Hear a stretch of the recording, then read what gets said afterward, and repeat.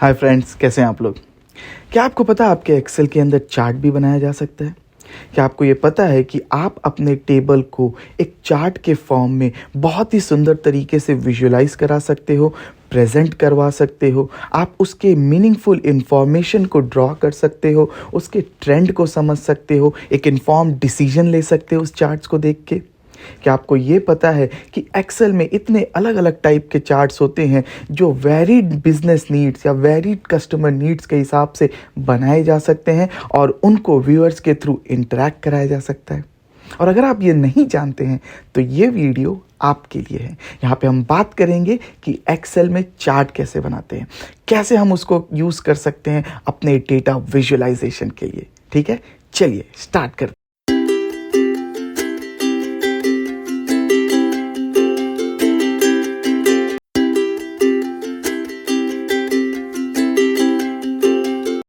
चलिए स्टार्ट करते हैं। हमारे पास ये डेटा है जो हमने लास्ट वाले वीडियो में भी यूज़ किया था। ये हमारे पास विंटर्स जैकेट्स के सेल का एक डेटा है हमारे पास जो 2022 का है। इसमें हमने देखा था कि जैन, फेब, मार्च, अप्रैल अलग-अलग महीनों में किस हिसाब से आपके जैकेट्स की सेल हुई है। ठीक है? तो मान लीजिए कि हमें इसको प्रेज़ेंट करना है एक मीनिंगफुल चार्ट के थ्रू। ठीक है? हम इसको क्या करेंगे सबसे पहले, आपको इसको सेलेक्ट करना है। जो इन्फॉर्मेशन को आप चार्ट में प्रेज़ेंट करना चाहते हैं, आप इसको सेलेक्ट कर सकते हैं। अब यहाँ पे आप देखिए कि आपने जैन में 1200 को सेल किया, फेब में 1050, उसके बाद मार्च में 850, अप्रैल में 400, इसको आपको प्रेज़ेंट करना है चार्ट के थ्रू। आपको पता है चार्ट में एक्स, वाई एक्सिस होते हैं। आप यहाँ पे इसमें एक पे आप अपना मंथ रख सकते हैं और दूसरे पे आप कितने क्वांटिटीज़ में ये सेल हुए हैं, इसको आप यहाँ पे शो कर सकते हैं। ठीक है? चलिए, हम देखते हैं इसको सबसे पहले कैसे हम इसमें चार्ट बना सकते हैं। आपने इसको सेलेक्ट किया, सेलेक्ट करने के बाद आपको ऊपर जाना है इंसर्ट पे। जब आप इंसर्ट पे जाओगे, इंसर्ट पे क्लिक करने के बाद आपको यहाँ पे ये चार्ट का पूरा सेक्शन मिलेगा। ठीक है? इस चार्ट के सेक्शन में जो सबसे पहला काम आपको करना है, वो करना है रिकमेंडेड चार्ट्स। एक्सेल यहाँ पे आपको खुद से सजेस्ट करेगा कि इस इंफॉर्मेशन के हिसाब से आपका बेस्ट चार्ट क्या होना चाहिए। ठीक है? हम सबसे पहले रिकमेंडेड चार्ट पे क्लिक करेंगे। रिकमेंडेड चार्ट पे जैसे ही आप क्लिक करते हैं, एक्सेल आपको इस तरीके से चार्ट देता है। ठीक है? उसके बाद आप इसमें अलग-अलग चार्ट्स को आप क्लिक करके आप देख सकते हैं कि आपको कैसे चाहिए। मान लीजिए आपको लगे कि नहीं, ये चार्ट्स मेरे मतलब के नहीं हैं, तो आप यहाँ पे ऑल चार्ट्स को क्लिक कर सकते हैं। ऑल चार्ट को क्लिक करने के बाद ये आपको एक्सेल में जितने टाइप के चार्ट्स बनाए जा सकते हैं, उन सब का एक लिस्ट दे देगा। ठीक है? अब आप यहाँ पे देखिए, अगर मैंने सबसे पहले लिया कॉलम चार्ट। कॉलम चार्ट को जब आप क्लिक करेंगे तो यहाँ पे आपको देखने को मिलेगा 2 टाइप के चार्ट्स। एक ये कलर्ड वे में दिखाई दे रहा है और एक ये दिखा रहा है इस तरीके से सिंपल पे। हम इस पे क्लिक करते हैं, आइए देखते हैं। जब हम इसको क्लिक करेंगे और ये बाय डिफ़ॉल्ट हमारा सेलेक्टेड है, अगर मुझे इसे सेलेक्ट करना होगा तो मुझे यहाँ पे क्लिक करना होगा, ये इसको सेलेक्ट कर लेगा। फिलहाल मैं इसको सेलेक्ट करता हूँ और इसके बाद मैं इस पे ओके को क्लिक करूँगा। ओके को क्लिक करने के बाद आप देखेंगे कि ये चार्ट हमें यहाँ पे प्रेज़ेंट करके दे देगा। आप इसके साइज़ को आप इसके साइज़ को यहाँ से नेविगेट कर सकते हैं। इसके साइज़ को यहाँ से आप बड़ा और छोटा कर सकते हैं। मैंने इसको यहाँ पे इस साइज़ के रख दिया है। अब आप जब इस चार्ट को देखेंगे तो आप यहाँ पे फाइंड कर सकते हो कि हर मंथ में किस हिसाब से सेल हुए हैं। ठीक है? अब इस चार्ट में आप अपने हिसाब से कस्टमाइज़ेशन कर सकते हो। इस चार्ट में जितनी भी चीज़ आपको दिख रही है, आप इसमें हर एक चीज़ को आप चेंज कर सकते हो। ठीक है? आइए देखते हैं इसको हम कैसे एडिट करेंगे। सबसे पहले हम इस चार्ट को क्लिक करते हैं और यहाँ पे हमें 3 आइटम्स देखने को मिल रहे हैं। अगर मैं इस प्लस को क्लिक करता हूँ तो यहाँ पे हमें देता है चार्ट के एलिमेंट्स। चार्ट में अलग-अलग टाइप के एलिमेंट्स हैं, एक्सेस हैं, एक्सेस टाइटल्स हैं, चार्ट टाइटल्स हैं, डेटा लेबल्स, डेटा टेबल, अलग-अलग टाइप के हमें यहाँ पे देखने को मिल रहे हैं। सबसे पहले अगर मैं एक्सेस को क्लिक करूँ, एक्सेस ऑलरेडी चेक्ड है। अगर मैं इसको अनचेक करता हूँ तो देखिए क्या होगा। ये आपको टेबल तो बना के दे देगा, एक चार्ट बना के तो दे देगा, लेकिन उसके बाद उसमें वैल्यूज़ चले जाते हैं, तो हम एक्सेस को यहाँ पे क्लिक करते हैं, ताकि हमें पता रहे कि हम किस चीज़ को कंपेयर कर रहे हैं और ये इम्पोर्टेंट भी होता है किसी भी चार्ट को डिफाइन करने के लिए। फिर आता है एक्सेस टाइटल्स। एक्सेस टाइटल्स में यहाँ पे अगर ये चेक नहीं है, लेकिन अगर आप यहाँ पे चेक किए, इसको क्लिक किए, तो यहाँ पे आपको ये 2 टाइटल्स आ जाएँगे। आप जैसे यहाँ पे इस टाइटल में टाइप करके लिख सकते हैं मंथ। ठीक है? आप यहाँ पे लिख सकते हैं मंथ और यहाँ पे आप क्लिक करके लिख सकते हैं आइटम सोल्ड, ठीक है? तो ये आप इसको और ज़्यादा मीनिंगफुल बना सकते हैं। अब आप यहाँ पे चाहें तो हम इसको यहाँ से थोड़ा-सा और बड़ा कर देंगे और नेक्स्ट पे हम जाते हैं। हम यहाँ पे देखेंगे कि हमें इस एक्सेस टाइटल को हम यहाँ से हटा लेते हैं, ठीक है? तो हमारा चार्ट थोड़ा-सा और ब्रॉड हो जाएगा। उसके बाद हम यहाँ पे चार्ट टाइटल देखने को मिल रहा है। चार्ट टाइटल चार्ट टाइटल देखने को मिल रहा है। चार्ट टाइटल में अगर हम इस पे क्लिक ये अभी चेक्ड है, इसलिए आपको ये ऊपर आइटम सोल्ड के लिस्ट आ रही है। अगर आप इसको यहाँ पे हटा देंगे, तो ये चला जाएगा। आप अपने चार्ट को एक कोई भी टाइटल दे सकते हो, जैसे यहाँ पे आइटम सोल्ड आ रहा है, आप यहाँ पे और भी कुछ अपने हिसाब से लिख सकते हो, जिससे कि जो आपका टेबल को या जो आपके चार्ट को पढ़ेगा, उसको वहाँ से इन्फॉर्मेशन ड्रॉ करने में हेल्प मिले। नेक्स्ट हम यहाँ पे जाएँगे तो डेटा लेबल्स आ रहे हैं। डेटा लेबल्स को अगर आप यहाँ पे देखेंगे, तो डेटा लेबल्स यहाँ पे चेक्ड नहीं है। अगर मैंने इसको चेक किया, तो ये जितनी भी वैल्यूज़ है, ये वैल्यूज़ को यहाँ पे एग्ज़ैक्टली मार्क कर देगा, ठीक है? डेटा लेबल्स पे अगर आप यहाँ पे जाएँ, तो यहाँ पे और भी कई सारी चीज़ें आ रही हैं। सेंटर में, इनसाइड एंड, उसके बाद inside base, outside and, data call out या इस तरीके से आप उसको अलग-अलग तरीके से प्रेज़ेंट कर सकते हैं। मैं इसको अभी यहाँ से वापस से हटा लेता हूँ, डेटा लेबल्स को हटा लेते हैं। फिर आपके बाद आता है डेटा टेबल। टेबल्स क्या होता है? अगर मैंने इसको चेक किया, ये ग्राफ थोड़ा-सा छोटा है, अगर मैं इसको बड़ा करूँगा तो आपको समझ में आएगा कि ये क्या चीज़ है।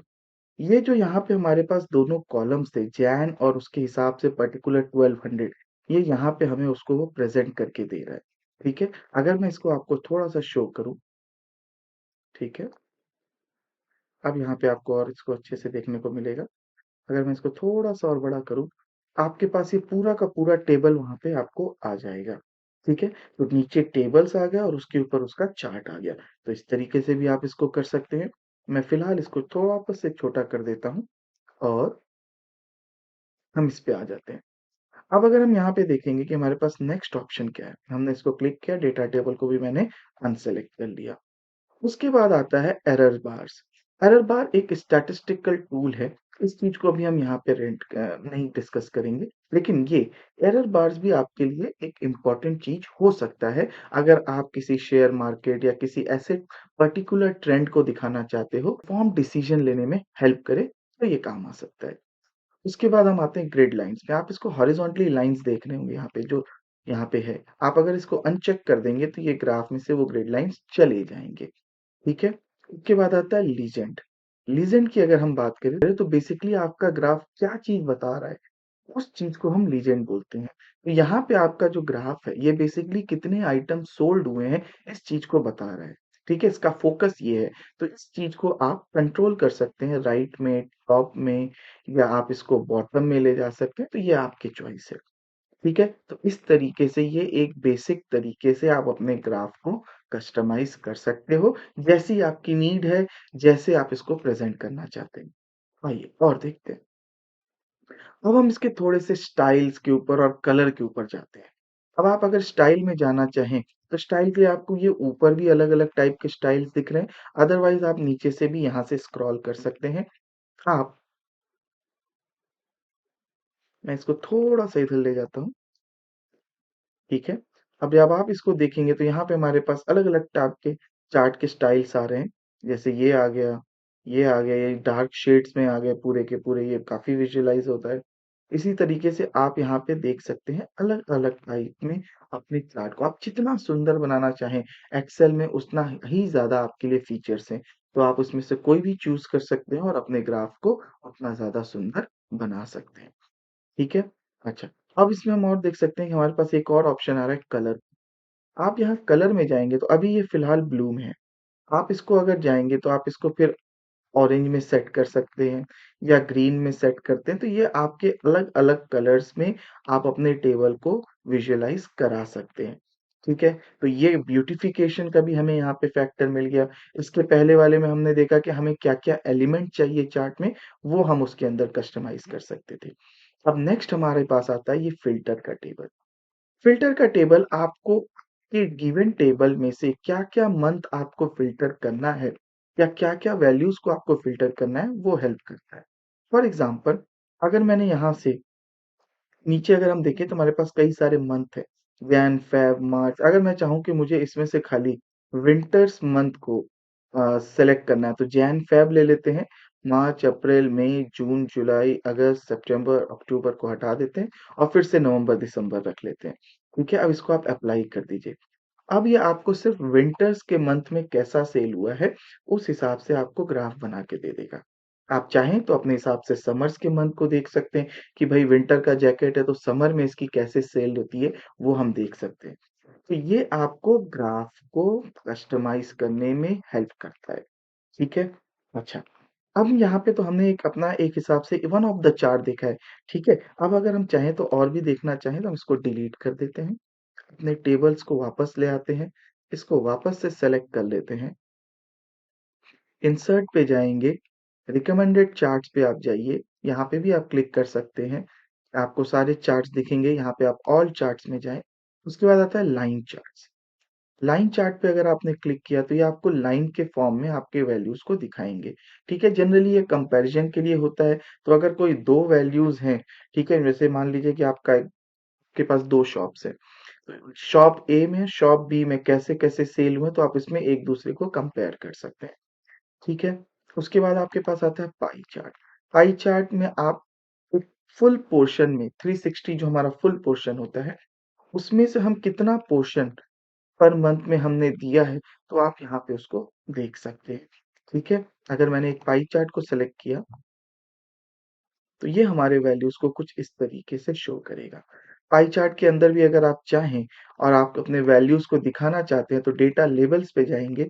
डेटा लेबल्स पे जाने के बाद ये आपसे पूछेगा कि आप सेंटर में चाहते हैं तो ये कॉम्प्लेक्स हो जाएगा, आउटसाइड चाहते हैं ये फिर भी ठीक है, बेस्ट फिट ये एक्सेल आपको खुद से बताएगा कि बेस्ट डेटा कॉल आउट कर सकते हैं कि वो अ, वहाँ से जैसे कि आप कॉमिक्स पढ़ते होंगे तो कॉमिक्स में एरो दिखाता है कि कौन बोल रहा है तो उसके थ्रू निकलता है।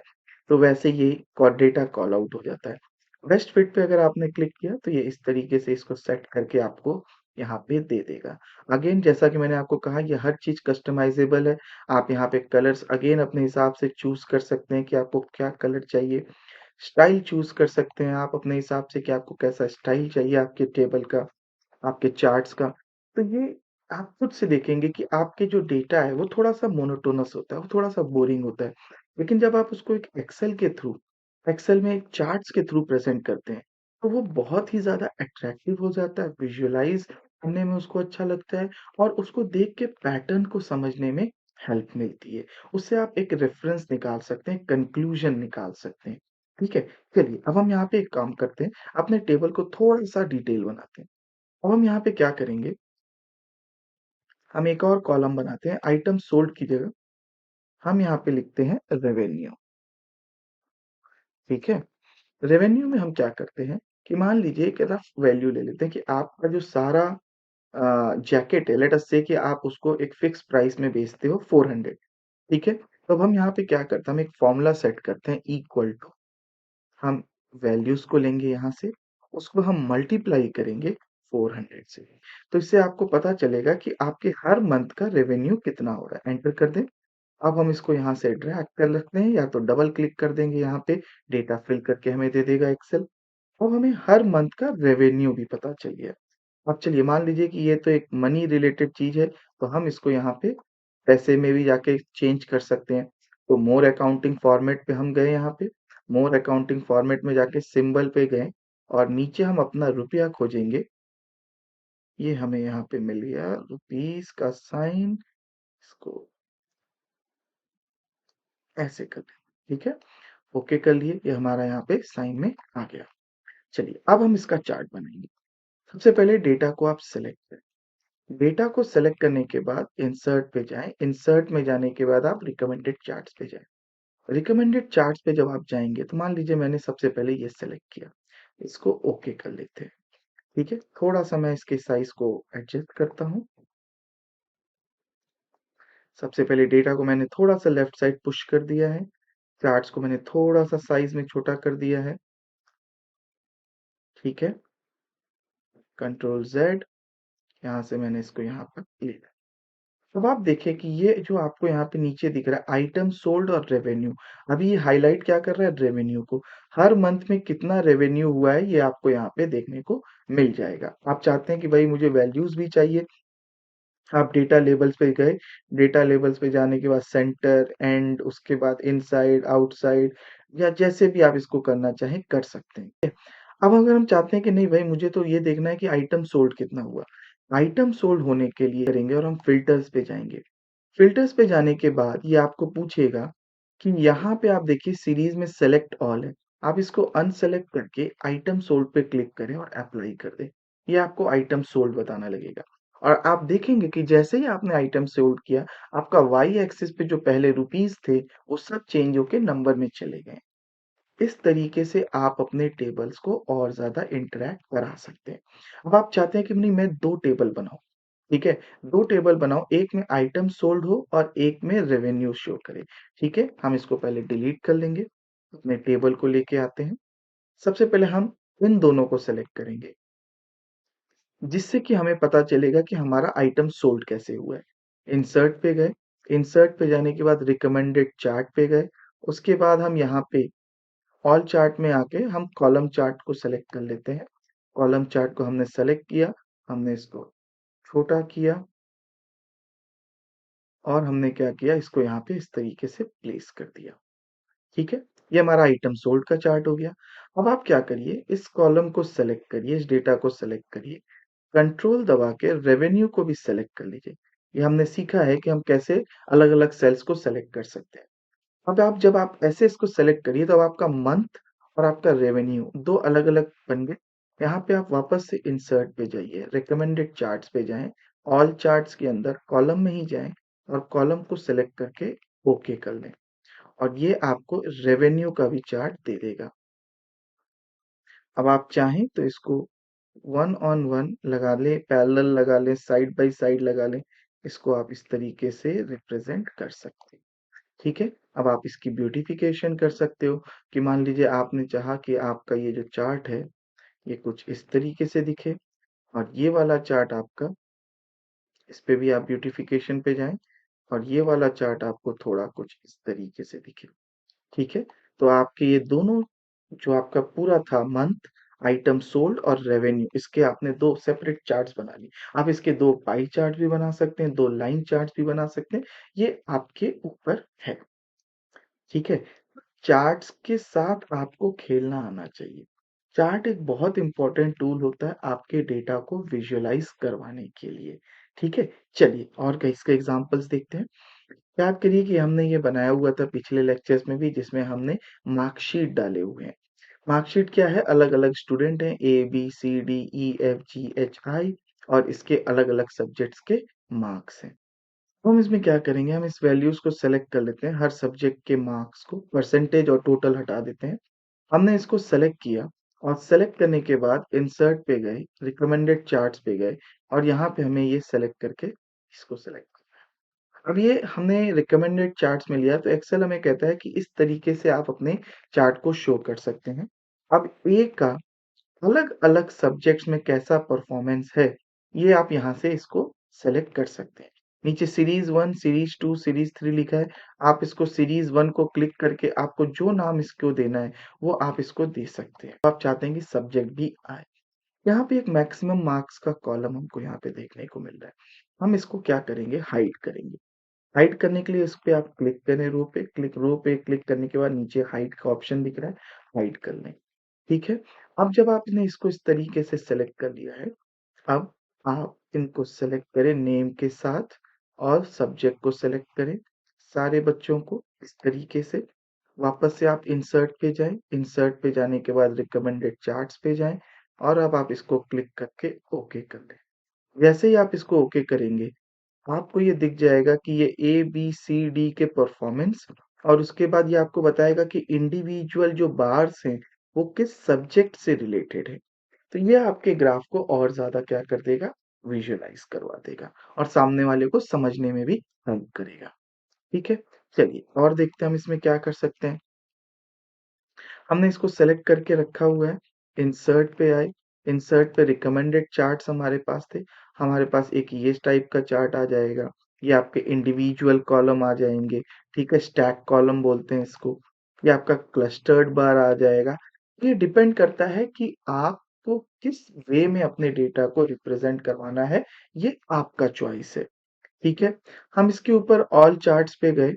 ऑल चार्ट्स पे जाने के बाद हमारे पास पाई भी आ जाएगा, बार आ जाएगा हमारे पास, एरिया आ जाएगा। तो ये अलग-अलग टाइप के चार्ट्स हैं, जो आपको जिस पर्पज़ के लिए यूज़ करना है, आप कर सकते हैं, ठीक है? पर स्ट्रक्चर यहाँ पे यही है और बहुत ही सिंपल तरीके से आप अपने चार्ट्स को विजुअलाइज़ करवा सकते हैं और उनसे एक कंक्लूज़न या इन्फेरेंस ड्रॉ करवा सकते हैं, ठीक है?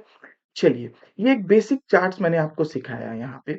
हम जब आगे के कोर्सेज़ में, आगे के लेक्चर्स में डेटा विज़ुअलाइज़ेशन करेंगे, तो वहाँ पे हम गिवन कंडीशन में किस टाइप के चार्ट्स को यूज़ करना चाहिए, जिससे कि अच्छा विज़ुअलाइज़ेशन उसका आए, ज़्यादा उससे अच्छे प्रिडिक्टिव मॉडल्स बने, वो वहाँ पे हम देखेंगे। अभी के लिए मैं इस लेक्चर को यहाँ पे एंड करता हूँ। See you in the next lecture. Bye bye.